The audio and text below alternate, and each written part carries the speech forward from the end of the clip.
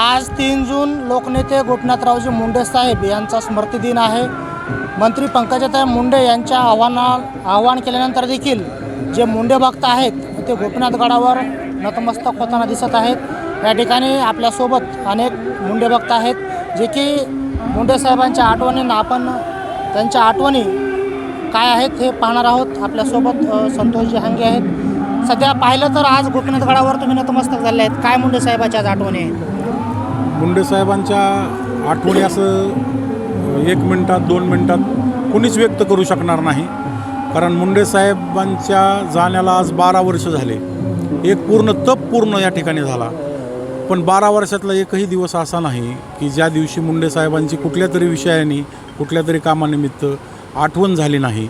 कारण महाराष्ट्राच्या सामाजिक याच्यामध्ये राजकीय याच्यामध्ये जी मोठी पोकळी मुंडे साहेबाच्या जाण्याने निर्माण झाली होती ती पोकळी आजपर्यंतही भरून आलेली नाही. त्याचं कारण मुंडे साहेबांचा समाजातल्या शेवटच्या माणसापर्यंतचा संपर्क, मुंडे साहेबांचा शेवटच्या माणसापर्यंत असणारा त्यांचा वैयक्तिक अनुभव, ह्या सगळ्या गोष्टींमुळं मुंडे साहेबांच्या जाण्यानं फार मोठं नुकसान झालं.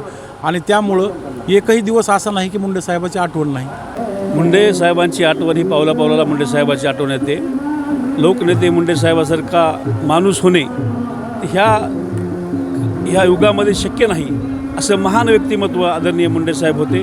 दीनदलित पीडित समाजासाठी अहोरात्र काम करणारे लोकनेते मुंडे साहेब होते. त्यांच्या आज या 12व्या पुण्यतिथीनिमित्त खरं म्हणजे मुंडे साहेब आपल्यात नाहीत हे विश्वास बसत नाही. पण त्यांची प्रेरणा घेऊन आपल्या नेत्या आदरणीय नामदार पंकजाताई साहेब यांचा भक्कम वारसा पुढे चालवत आहेत. त्यामुळे मुंडे साहेबाला या दीनदलित लोकांना पाहण्यासाठी लोक हे पंकजाताई साहेबांच्या रूपात पाहत आहेत. मुंडे साहेब हे व्यक्तिमत्व एवढं मोठं होतं की त्यांना विसरणं शक्य नाही. आणि त्यांची आठवण ही पावलं पावला निश्चित आमच्यासारख्या सामान्य कार्यकर्त्याला नेहमीच येते. आज 12 वर्ष झालेले आहेत पण मुंडे साहेब आपल्यात आहेत असं प्रत्येकाला वाटत असतं. पावलं पावली क्षणाक्षणी मुंडे साहेब हे आपल्यात आहेत. कारण त्यांचं एवढं मोठं काम होतं की त्यांनी एवढं समाजासाठी एवढं अट्टापगड जातीसाठी काम केलं की त्यांची प्रत्येक क्षणी जाणीव ही प्रत्येक माणसाला होते. पहिल्यांदा मी आज त्यांची पुण्यतिथी असल्यामुळं त्यांना ही करतो अभिवादन. आज मुंडे साहेबांचा सगळ्यात महत्त्वाचा, मी छोटा असतानासुद्धा मी माझ्या वडिलांसोबत त्यांच्या बैठकीला जायचं, त्यांच्या मांडीवर बसून मी बैठक केली आहेत. तर सगळ्यात महत्त्वाचा विषय मला एक आवडतो की त्यांनी आपल्या महाराष्ट्रामध्ये ज्यावेळेस गुंडागर्दी वाढली होती त्यावेळेस गृहमंत्री असताना स्वतः पोलिसला आदेश देऊन ज्यावेळेस महाराष्ट्रातली पूर्ण गुंडागर्दी खत्म केली, हे एक त्यांचा सगळ्यात मोठा की हे आहे. जेव्हा मुंडेसाहेब विरोधी पक्षात 1994ला होते, त्यांची आमच्या भागामध्ये नांदूर घाटला संघर्ष यात्रेचा कार्यक्रम झाला. त्या कार्यक्रमामध्ये आपली 100% सत्ता येणार आहे आणि या भागातील वंचित, गोरगरीब, दीनदुबळे यांना जे काही विकासापासून कोसमूल दूर होते त्यांचा मी विकास करणार आहे आणि पीडित, शोषित, वंचितांना मी विकासाच्या प्रक्रियेत रस्त्यावर आणणार आहे, त्यांचा विकास करणार आहे असं आश्वासन देईल. तेव्हा भरभरून जेव्हा त्यांनी आमच्या भागातील लोकांना सांगितलं तर वन साईड आमचा असलेला भाग तेव्हा 1995च्या निवडणुकीमध्ये कमळाच्या बाजूने गेला व प्रचंड असं मतं लोकांनी साहेबांच्या विश्वासावर टाकली. आणि साहेब त्या टायमाला प्रत्यक्ष आम्हाला नावानं ओळखत त्याच्यामुळं साहेब गेल्यानंतर जी आमच्या मनात सल आहे ती आणखी भरून निघू शकलेली नाही. असा नेता होणे हे शक्यच नाही. कारण महाराष्ट्रामध्ये आम्ही आमच्या लहानपणापासून जे बघत आलोत की अनेक नेते राजकारणात पाहिले पण मुंडे साहेबासारखा नेता होणे पुन्हा का नाही. त्याचं वैशिष्ट्य असे की मुंडे साहेब हे रात्रीच्या 4 वाजल्या तरी सर्वसामान्यासाठी त्यांच्या घराचे दरवाजे हे कायम उघडे होते आणि शेवटच्या माणसाला भेटल्याशिवाय ते झोपत नव्हते. ह्याच्यामुळं असा नेता पुन्हा नाही. आणि असा नेता गेल्यामुळं महाराष्ट्राचं, बीड जिल्ह्याचं, मराठवाड्याचं आणि देशाचं इतकं अतोनात नुकसान झालं आहे. हे नुकसान कदापि भरून येणं शक्य नाही. परंतु पंकजाताई, त्यांचं मुंडे कुटुंब हे मुंडे साहेबाच्या विचारावर काम करीत असताना या बीड जिल्ह्यातल्या, महाराष्ट्रातल्या व देशातल्या त्यांच्या विचाराच्या लोकांना धीर देण्याचं किंवा त्यांच्या मुंडे साहेबाच्या विचारावर काम करीत असल्यामुळं आमच्यासारख्या लोकांना सुद्धा मुंडे साहेबाची जी कमी जाणवत आहे हे तर नक्कीच आहे. 12 वर्ष झाले तरी मुंडे साहेबाची कमीच आहे, परंतु आम्ही मुंडे साहेबाला पंकजाताईमध्ये पाहत असल्यामुळे आम्हाला ती कमी कुठंतरी उणीव जी आहे ती जाणवत नाही. आणि आमच्यासारख्या तरुण पिढीला या ठिकाणी गोपीनाथ गडावर आल्याच्या नंतर नतमस्तक झाल्याच्या नंतर तीच आम्ही जे मुंडे साहेबाला पाहिलं होतं त्यांच्याकडे येऊन जे काम करीत होतो तीच ऊर्जा या ठिकाणी गोपीनाथ गडावर आम्हाला आल्याच्या नंतर नतमस्तक झाल्याच्या नंतर मिळत आहे या ठिकाणी. बिलकुल, कारण आपण जर महाराष्ट्राचा इतिहास पाहिला तर बरेच काम करणारे कार्यकर्ते दुर्लक्षित होते. साहेबांनी स्वतःची कार्यकर्ता बनवण्याची फॅक्टरी असल्यासारखं बीड जिल्ह्यातल्या जेवढे आमदार झालेले बघायला तुम्ही तेवढे साहेबांमुळे झालेले आहेत. बीडमध्येच नाही तर महाराष्ट्रात देखील साहेबांनी जो काम करणार आहे त्याला बरोबर घेऊन मोठा कार्यकर्ता आणि नेता बनवलं आहे. असे असंख्य नेते बनवलेत. साहेबांची जी कार्यकर्ते बनवण्याची किंवा नेते बनवण्याची फॅक्टरी होती त्याची सल भारतात कुठल्याच नेत्याला येणार नाही आहे. तळागाळातला सर्वसामान्य लोकांसाठी राबणारा त्या कार्यकर्त्याला घ्यायचं आणि जे सरंजामदारसारखे जुने ज्यांनी सगळ्या जागा धरून बसलेली लोक होते त्यांना थोडं प्रवाहाच्या बाजूला सारून सर्वसामान्य पिढी घडवली. ती पिढी घडवत असताना साहेबांनी काम करणाऱ्या माणसाला न्याय दिला. तो गरीब आहे, श्रीमंत आहे, मोठा आहे, लहान आहे, काहीच पाहिलेलं नाही. साहेबांनी प्रत्येक गोष्टीत विचार करून शिवाजी महाराजांसारख्या पावलावर पाऊल चारून महामानव डॉक्टर बाबासाहेब आंबेडकर, शिवाजी महाराज, ज्योतिराव फुले, शाहू या सर्वांचं पुढचं वर्जन म्हणजे साहेब होते. साहेबांनी सर्वांचं अनुकरण करून एक समाजव्यवस्था आधुनिक कशी देता येईल आधुनिकतेचा विचार करून पूर्ण साहेबांना मोठं योगदान दिलेलं आहे समाजात. साहेबांचं योगदान जे आहे ते आपण कधीच विसरू शकत नाहीत.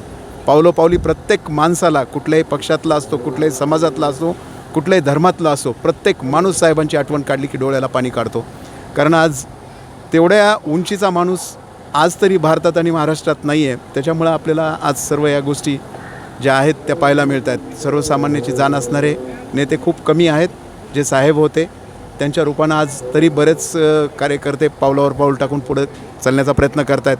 आदरणीय ताई साहेब देखील साहेबांचा विचार पुढे चालवण्यासाठी एक साहेबांनी दिलेली जी वाट आहे त्या वाटेवरून जायचा प्रयत्न करत आहेत आणि कार्यकर्त्याला देखील तसंच वळण लावलेलं आहे. आम्ही प्रत्येक पुण्यतिथी असो, जयंती असो, साहेबांच्या विचाराचं परत रिन्युअल करून पुढे चालण्याचा प्रयत्न करतो. मुंडे साहेबांच्या आमच्या ऊसतोड मजुरासाठी अशा शेकडो हजारो आठवणी आहेत की ज्यांनी ज्या गोष्टी आमच्यासाठी शक्य घडल्या नाहीत अशा गोष्टी त्यांनी आमच्यासाठी घडवून दिल्या. जो मजूर आमचा 7 रुपये टनानं ऊसतोडीत होता त्या मजुराला 190 रुपये मॅट्रिक टनापर्यंत भाव वाढवून दिला. आणि महाराष्ट्रासाठी साखर संघांना त्यांना वेटीस धरलं की जो पिठाची चक्की चालू शकत नाही हो कारखानदाराचं काय हित बघणार. त्यासाठी मुंडे साहेबांनी अनेक कारखाने उभा केले, अनेक महाराष्ट्रामध्ये सगळं कारखानदाराचं जाळं उभा केलं आणि माझ्या मजूर हा माझ्याच पैशाचं काम करणार, माझ्याच पैसे राहणार.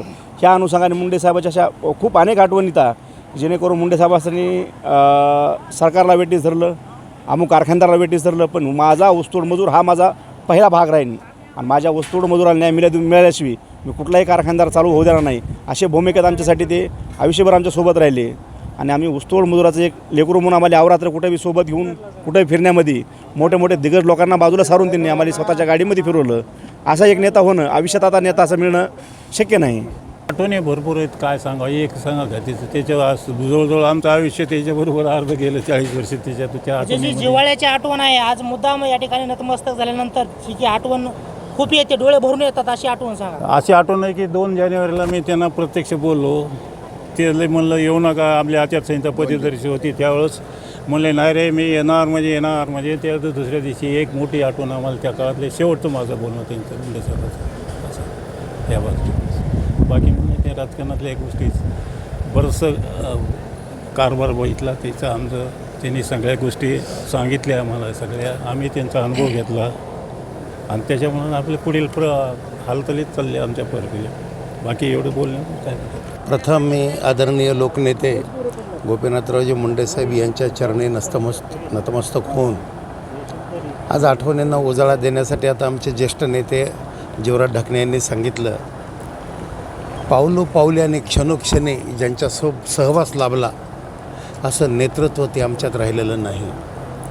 परंतु त्यांच्या पावलावर पाऊल देऊन आज बी त्यांच्या आमच्या लाडक्या नेत्या आदरणीय ताईसाहेब आणि खासदार ताई या दोन्ही पण त्यांची वाटचाल चालू आहे.